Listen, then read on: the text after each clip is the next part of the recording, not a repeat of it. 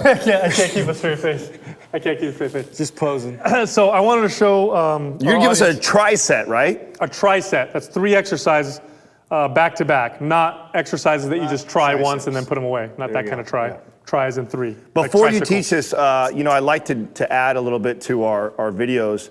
I've got a lot of people asking us where we would implement some of the tips that we give on our YouTube channel, where would we implement those into the programs? And I think this would be a perfect example of like a hypertrophy phase in one of our programs, especially like MAPS Aesthetic, where I would implement a tricep. Yeah, or even trying to maximize the pump, even right? a phase 3 in MAPS anabolic.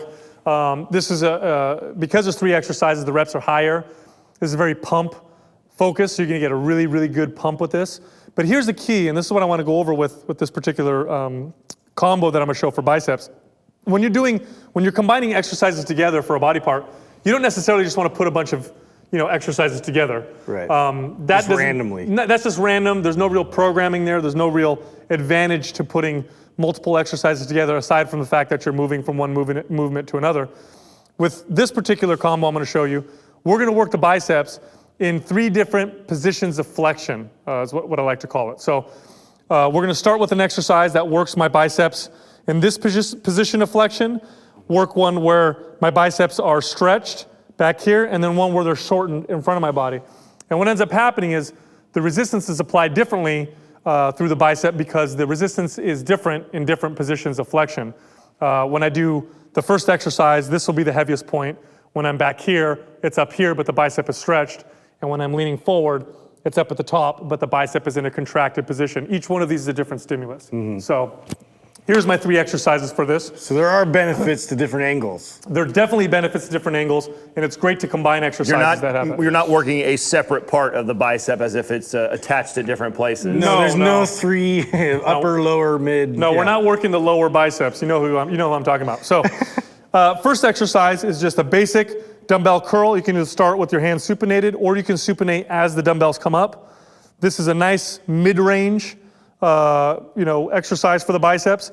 Then I like to go straight to a stretching exercise for the biceps. So in this case, we'll use the bench and get down into this, what's called an incline curl. Now, when I let the hands go back, the biceps are lengthened, it's in a stretched position. Keep my elbows locked back here, and I do my curls. So you can clearly see that my biceps are in a different position. The key here is the elbow positioning, right? He's got his elbows back behind him, and notice the elbows stay in a fixed position. I see a lot of guys tend to want to do this swinging and coming up. No, they stay back here. You'll get a stretch at the bottom of the position, a nice squeeze at the top. Very different from the standing dumbbell curl that I just performed. Then after this one, I take the same bench, and all I do is I flip around, lean over it, and I do my good old-fashioned spider curls, this thing's sliding. Hands hanging at the down in front of me. Now my biceps are in front of my body. They're in a shortened position compared to the incline curls. And now I come up and squeeze here. Very different feel. Again, elbows stay in that kind of fixed position. I come up and get a nice squeeze. So you would basically do each exercise to fatigue. You're not going to failure. You want to stop, just like on all of our exercises we recommend. Yeah, as soon as you feel your mechanics starting to break down at all, the rocking of the elbows, the shoulders, that's it right there. You switch. You're going to need to use different weights because once you fatigue with one, you'll probably have to go lighter and lighter with each successive exercise. I would say aim for 8 to 10 reps each exercise, so total you'll do close to 30 reps. Crazy pump. Ridiculous pump in the biceps.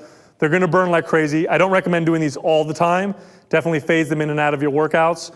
Maybe do these for 2 or 3 workouts in a row and then eliminate them for a little while. But like I said, this will pump you up like nothing else. Yeah.